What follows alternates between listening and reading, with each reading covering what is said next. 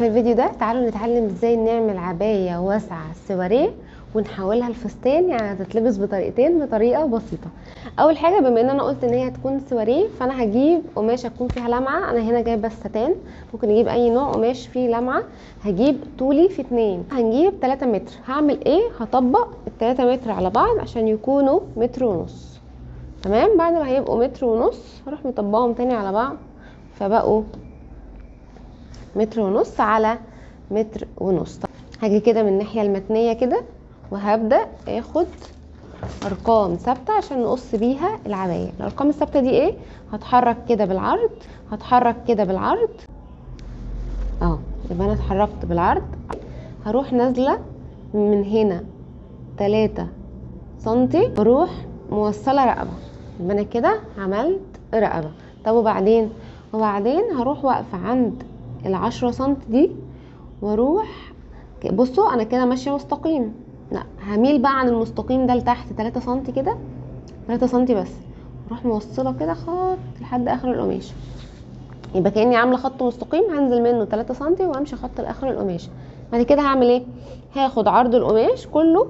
كل اللي هعمله ان انا لو عرض القماش عندي هنا، هاجي داخله من عرض القماش لجوه 20 سنتي مثلا لتحت، بصوا، وهوصل كده بس. هعمل ايه دلوقتي؟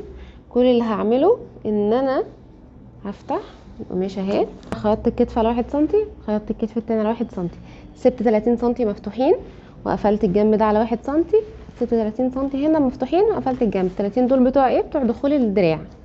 طيب في خطوه هعملها قبل ما البس العروسه دلوقتي. الرقبه احنا كنا عاملينها عمق بتاعها 3، هاجي عند الامام كده واروح مكرفاها اكتر، يعني مكبراها. هاجي عند رقبه الامام وعمقها اكتر في حدود 5 سنتي. طيب بس كده؟ لا، في خطوه بقى هعملها قبل ما اكمل، وهي ايه؟ ان انا شايفين هنا دي رقبتي، هاجي كده جنب رقبتي من هنا في حدود 5 سنتي وهنا 5 سنتي، وهنزل تحت كده وابدا اثبت حزام.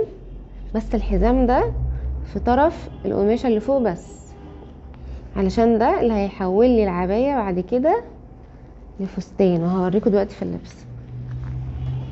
هحطها الناحيه التانيه. لو النقطه دي انتوا مش عارفين تحددوا مكانها، ممكن بكل سهوله بعد ما تلبسوا العبايه تحددوها على جسمكم. شكل العبايه وهي من غير ما نشد الحزام. عارفين العبايات الخليجي الواسعه قوي دي بتبقى حلوه جدا في اللبس. بصوا كده، دي شكلها بعد ما اتلمت من قدام. بصوا بقت مرسومه على الجسم اهي، من قدام مرسومه على الجسم مظبوطه، ومن ورا واسعه زي ما هي، لان الحزام زي ما قلت لكم كان داخلي بالشكل ده. العبايه دي احنا ممكن نلبسها كفستان وكعبايه.